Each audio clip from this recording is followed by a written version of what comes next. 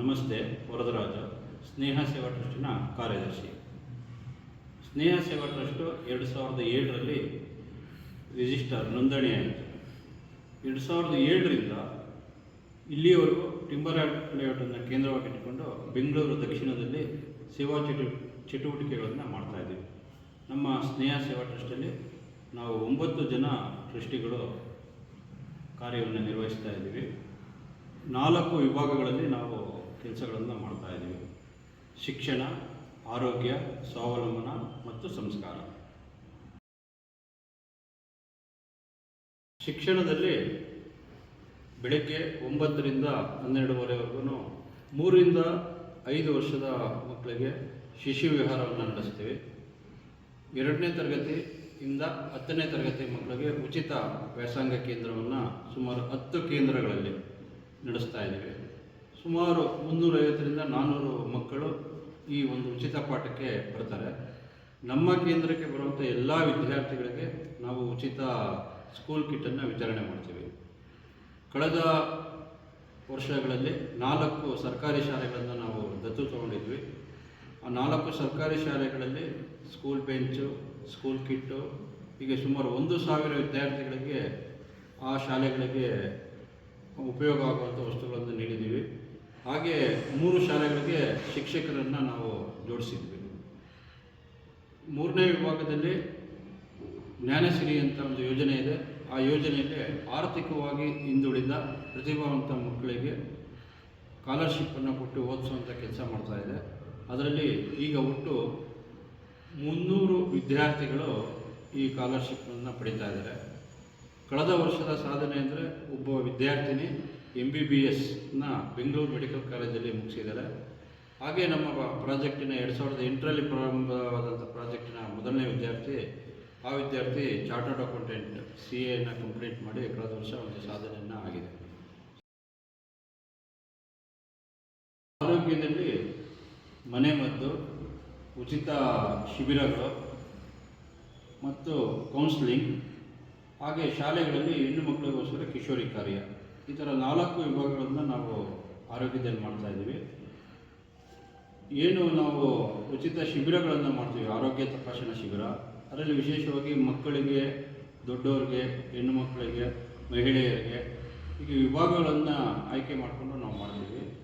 ಕಣ್ಣು ತಪಾಸಣೆ, ಹಲ್ಲು ತಪಾಸಣೆ, ಈ ಥರ ಬೇರೆ ಬೇರೆ ವಿಭಾಗಗಳಲ್ಲಿ ತಪಾಸಣೆಗಳನ್ನು ಮಾಡ್ತೀವಿ. ವರ್ಷದಲ್ಲಿ ಒಮ್ಮೆ ಅಥವಾ 2 ಬಾರಿ ಮನೆಮದ್ದು ಕಾರ್ಯಕ್ರಮವನ್ನು ಯೋಜನೆ ಮಾಡ್ತೀವಿ. ಪ್ರತಿ ಬುಧವಾರ ಕೌನ್ಸಿಲಿಂಗ್, ಆಪ್ತ ಸಲಹಾ ಕೇಂದ್ರದ ಮುಖಾಂತರ ನೊಂದವರಿಗೆ ಪರಿಹಾರ ನೀಡುವಂಥ ಕೆಲಸವನ್ನು ನಾವು ಮಾಡ್ತೀವಿ. ಹಾಗೆ ಶಾಲೆಗಳಲ್ಲಿ ಹೆಣ್ಣು ಮಕ್ಕಳಿಗೋಸ್ಕರ ಕಿಶೋರಿ ಜಾಗೃತಿ ಅನ್ನೋಂಥ ಒಂದು ಕಾರ್ಯಗಳನ್ನು ಯೋಜನೆ ಮಾಡಿದ್ವಿ. ಅದರಲ್ಲಿ ಡಾಕ್ಟರ್ ಇರ್ತಾರೆ, ಕೌನ್ಸಿಲರ್ ಇರ್ತಾರೆ. ಅದರ ಮುಖಾಂತರ ಮಕ್ಕಳಲ್ಲಿ ಜಾಗೃತಿಯನ್ನು ಮೂಡಿಸುವಂಥ ಕೆಲಸ ಆರೋಗ್ಯ ವಿಭಾಗದಲ್ಲಿ ಆಗ್ತಾಯಿದೆ. ಸ್ವಾವಲಂಬನದಲ್ಲಿ ವಿಶೇಷವಾಗಿ ಮಹಿಳೆಯರಿಗೆ ಹೊಲಿಗೆ ತರಗತಿಗಳನ್ನು ನಡೆಸ್ತಾ ಇದ್ದೀವಿ. ಒಂದು ಟಿಂಬರ್ ಲೇಔಟಲ್ಲಿ, ಇನ್ನೊಂದು ಗವಿಪುರಮಲ್ಲಿ ಬೇಟ್ನಾರಾಯಣ ಮಹಾರಾಜ್ ಮೆಮೋರಿಯಲ್ ಟ್ರಸ್ಟ್ ಅಂತಿದೆ, ಅಲ್ಲಿ ನಡೆಸ್ತಾ ಇದ್ದೀವಿ. ಮಹಿಳೆಯರು ಸ್ವಾವಲಂಬಿಗಳಾಗಬೇಕು, ಇಡೀ ಕುಟುಂಬವನ್ನು ನಡೆಸಬೇಕು, ಆ ದೃಷ್ಟಿಯಿಂದ ಈ ಒಂದು ಹೊಲಿಗೆ ತರಗತಿ ಅವ್ರಿಗೆ ತುಂಬ ಸಹಕಾರಿಯಾಗಿದೆ. ಅವರು ಇಲ್ಲಿ ಹೊಲಿಗೆಯನ್ನು ಕಲಿತು ಗಾರ್ಮೆಂಟ್ಸ್ಗೆ ಹೋಗ್ತಾರೆ ಅಥವಾ ಸ್ವಂತ ಉದ್ಯಮವನ್ನು ಮಾಡ್ತಾರೆ. ಸೊ ಇದ್ರ ಮುಖಾಂತರ ಅವರು ಸ್ವಾವಲಂಬಿಗಳು ಆಗ್ತಾ ಇದ್ದಾರೆ. ಹಾಗೆ ನಾವು ಕಂಪ್ಯೂಟರ್ ತರಬೇತಿ ಕೇಂದ್ರವನ್ನು ನಡೆಸ್ತಾ ಇದ್ದೀವಿ. ಅದರಲ್ಲಿ 3 ತಿಂಗಳ ಒಂದು ತರಬೇತಿಯನ್ನು ಕೊಟ್ಟು ಅವರಿಗೆ ಸ್ಥಳೀಯವಾಗಿ ಉದ್ಯೋಗವನ್ನು ಕೊಡಿಸುವಂಥ ಕೆಲಸವನ್ನು ನಾವು ಮಾಡ್ತಾಯಿದ್ದೀವಿ. ಈಗಾಗಲೇ ಹತ್ತಿರದಲ್ಲಿರುವಂಥ ಶಾಲೆಗಳಲ್ಲಿ, ಬೆಂಗಳೂರು ಒಂದು, ಹೀಗೆ ಅನೇಕ ಕಡೆಗಳಲ್ಲಿ ಅವರು ಉದ್ಯೋಗವನ್ನು ಮಾಡ್ತಾಯಿದ್ದಾರೆ, ಸ್ವಾವಲಂಬಿಗಳಾಗ್ತಾ ಇದ್ದಾರೆ. ನಮ್ಮಲ್ಲಿ ಸ್ವಸಹಾಯ ಸಂಘಗಳನ್ನು ನಡೆಸ್ತಾ ಇದ್ದೀವಿ. ಆ ಸ್ವಸಹಾಯ ಸಂಘಗಳ ಮುಖಾಂತರ ಅವರು ಹಣವನ್ನು ಉಳಿತಾಯ ಮಾಡುವಂಥದ್ದು ಮತ್ತು ಹೊರಗಡೆ ಹೆಚ್ಚಿಗೆ ಬಡ್ಡಿ ಕೊಟ್ಟು ಸಾಲವನ್ನು ಮಾಡುವಂಥ ಒಂದು ಪ್ರಮೇಯ ಏನಿದೆ ಅದನ್ನು ಕಡಿಮೆ ಆಗ್ತಾ ಇದೆ. ಇಲ್ಲೇ ಸಾಲ ತಗೋತಾರೆ, ಆ ಸಾಲದಲ್ಲಿ ಕಟ್ಟುವಂಥ ಬಡ್ಡಿ ಹಣದಲ್ಲಿ ಅವರು ಅದನ್ನು ಅವ್ರಿಗೆ ಪ್ರವಾಸಗಳು, ತೀರ್ಥಕ್ಷೇತ್ರಗಳಿಗೆ ಕರ್ಕೊಂಡೋಗಿ ಅವರ ಬಡ್ಡಿ ಹಣವನ್ನು ಅವ್ರಿಗೆ ಸದುಪಯೋಗ ಆಗುವಂಥ ಕೆಲಸವನ್ನು ಮಾಡ್ತಾಯಿದೆ.